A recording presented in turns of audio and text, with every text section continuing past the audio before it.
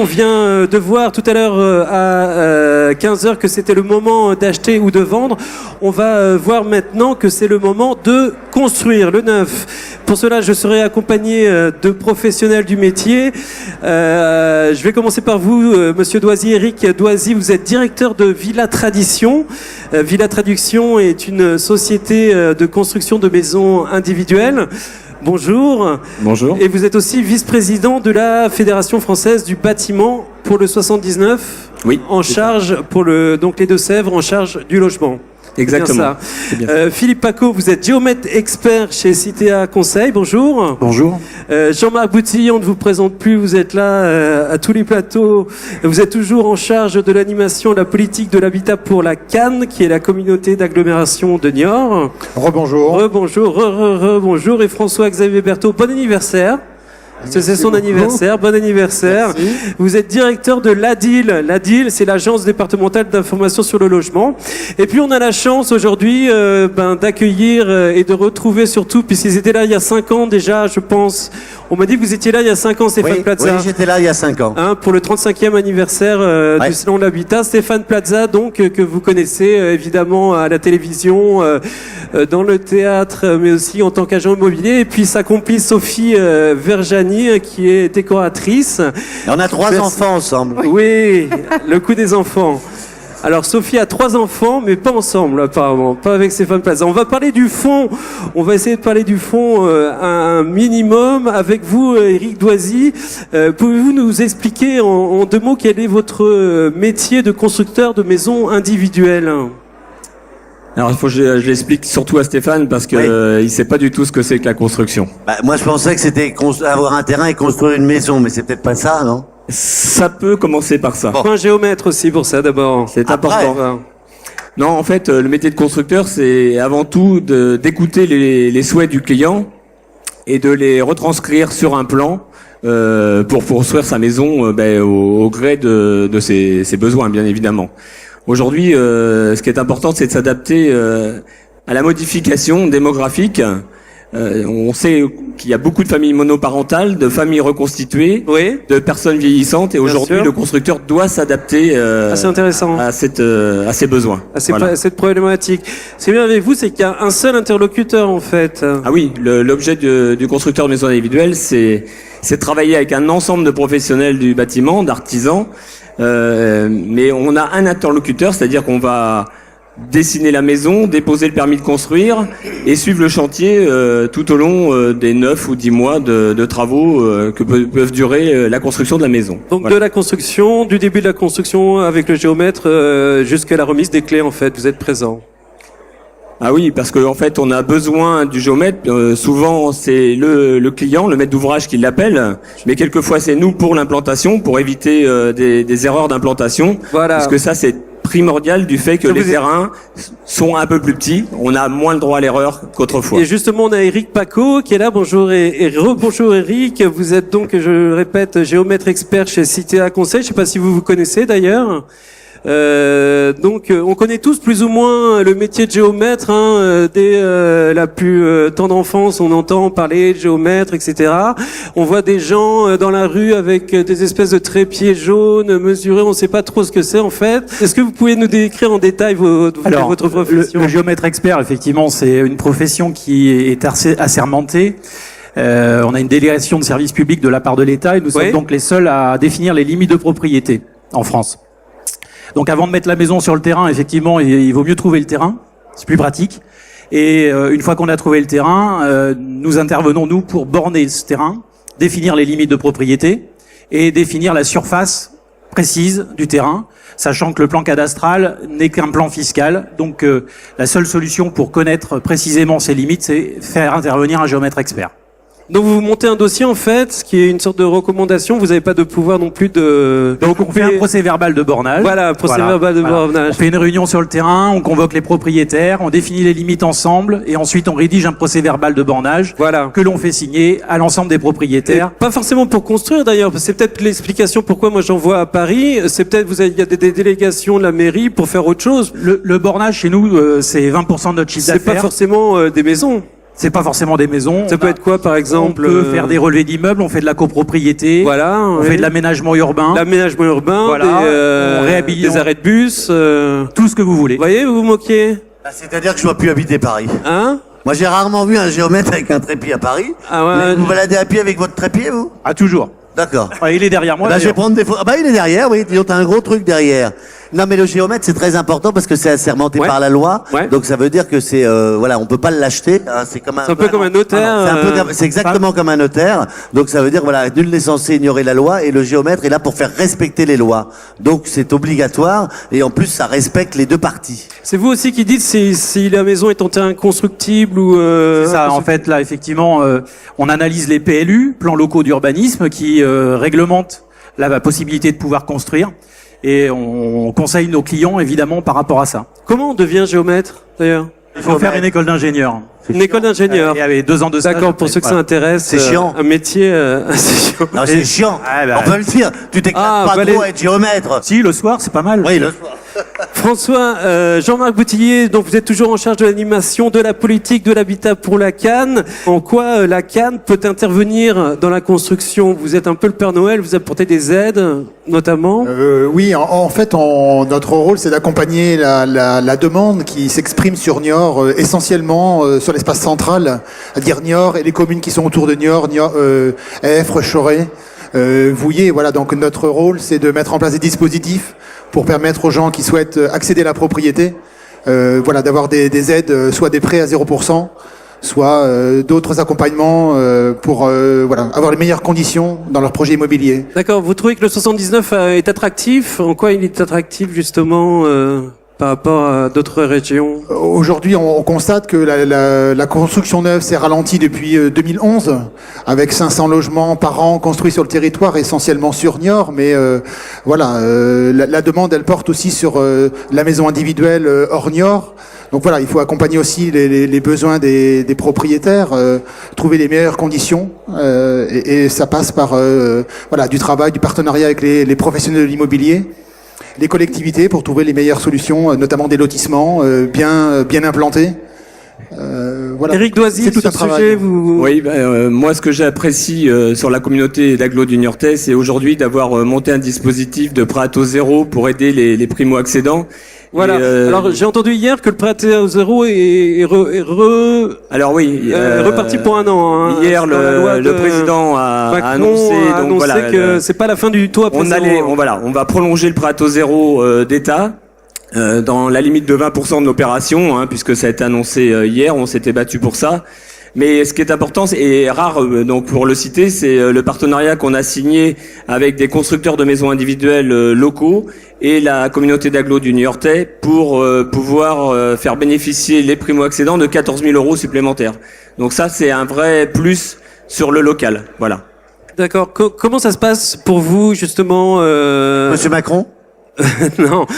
Là, on parle de la communauté d'agglomération du Niortais, Non, mais sur la région Ce qui est parisienne. important, c'est qu'effectivement, il y a le, si on Les parle, systèmes d'aide. si on parle du neuf, etc. Évidemment, il y a le taux zéro qui est reconduit, mais en même temps, d'après ce que j'ai pu entendre, etc., la loi Pinel va être modifiée, donc pour le neuf, ça va être très compliqué. Donc en fait, c'est qu'on donne un petit peu pour reprendre, on donne un tiers pour reprendre 3/4. D'accord. Il faut savoir que la loi Pinel, c'est ce qui a fait remarcher le neuf, et que depuis 1 an et 2 ans, il y a beaucoup de gens qui ont acheté du neuf, et en fait, on dit, bah tiens, on va accorder le taux à taux zéro pour pouvoir d'argent, mais on enlève toute la loi Pinel, pratiquement. Ça veut dire que tous les gens vont moins acheter de neuf, donc je me méfie un peu des lois. D'accord. Non mais c'est vrai. Toujours. Alors, ce qu'il faut politiques. expliquer, c'est que, comme dit Stéphane, c'est que la loi Pinel, aujourd'hui, c'était un système de défiscalisation pour les bailleurs privés. On avait donc Niort qui était donc en dérogation pour pouvoir le faire. Aujourd'hui, ce que l'on sait, c'est que d'après les dernières annonces, ça s'arrête au 31 décembre. Donc il faut vraiment que ceux qui veulent investir aujourd'hui puissent déposer leur permis de construire et qu'ils soient acceptés avant le 31 décembre sur la commune de Niort. D'accord. Voilà. Pardon, oui, Monsieur Berton, on vous a pas donné la parole. Excusez-moi, Non, c'est je pas répète. pour ça, Vous c'est êtes pas directeur pour de ça. la DIL, qui est l'agence départementale d'information sur le logement. Si. Ah non. Et c'est votre anniversaire. Joyeux anniversaire. Merci. N'insistez pas. 32 ans. C'est bon. Bien. Pardon? 32. Oui, plus, voilà, hein. tout à fait, 32. Alors dites-nous. Comment ça, plus? Non, je voulais simplement rajouter quelque chose concernant la loi Pinel. Effectivement, la volonté de l'État aujourd'hui, c'est de garder les aides, donc comme la loi Pinel et comme le prêt à taux zéro, sur les zones uniquement tendues. Bon, où il y a une forte demande de logement. Ce qui peut poser des problèmes, puisque le reste, je dirais, de la France, du territoire, est dite zone détendue, donc où il n'y a pas de problème de logement. Et si on ne maintient pas quand même un minimum d'aide sur ces zones-là, on risque à terme de tendre aussi le marché qui est détendu aujourd'hui. Donc c'est un petit peu dommage. C'est surtout pour la loi Pinel que je disais ça. J'ai posé une bonne question, hein. Excellente, comme toujours. Justement, tant que je vous ai, avant de passer à Sophie, la Elle va être douée sur la loi Pinel, je la sens bien. la loi Pinel. Qu'est-ce que la DIL exactement?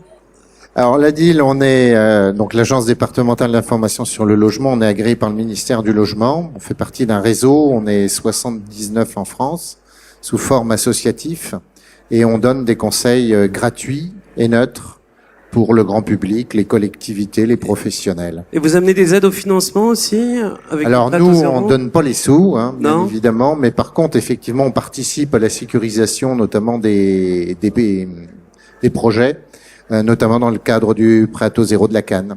Sophie Verjani, merci d'être ici. Merci. Déjà un peu de féminité dans ce monde d'hommes. Un peu de douceur. Mais c'est en général ou c'est juste sur le salon et sur ce plateau qu'on n'a que des hommes, ou vous êtes dans un milieu d'hommes, le bâtiment, la décoration? La décoration, c'est quand même assez féminin. Il y a de plus en plus de femmes quand même dans notre secteur et j'en suis ravie. Des Bien femmes sûr. qui s'immiscent effectivement dans les réunions de chantier et autres, que ça soit dans la peinture, dans plein de secteurs. J'ai vu des jeunes aujourd'hui sur le salon qui sont venus me voir en me disant on cherche de l'apprentissage dans nos métiers. Génial. Ça, je trouve ça génial. De plus en plus de femmes. Et il y a un apprentissage qu'on veut, je ne sais pas si c'est mis en place au niveau de l'éducation nationale, d'un apprentissage pour faire décorateur d'intérieur. Alors on peut. À part de passer par architecte d'intérieur, mais juste. Alors il y a faire- beaucoup de métiers en fait qui tournent autour effectivement du métier de décorateur ou d'architecte d'intérieur, designer d'espace. Il y a plein de choses. D'accord. Donc il y a plein de Il y a façons plein de d'arriver façons à ses d'arriver à rêves. ça. Voilà, il faut le dire aux jeunes et voilà. Et pour vous, le neuf, que ce soit du Oui. neuf ou de l'ancien, vous avez la même demande?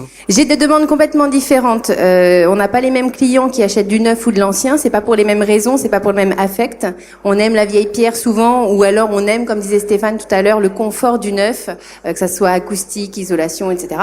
Quand on vient me voir pour du neuf, c'est souvent pour aider les gens à corriger des plans d'architectes qui ont été parfois déposés pour revoir l'intérieur. Parce qu'il faut savoir qu'un architecte, souvent, il aime le gros œuvre.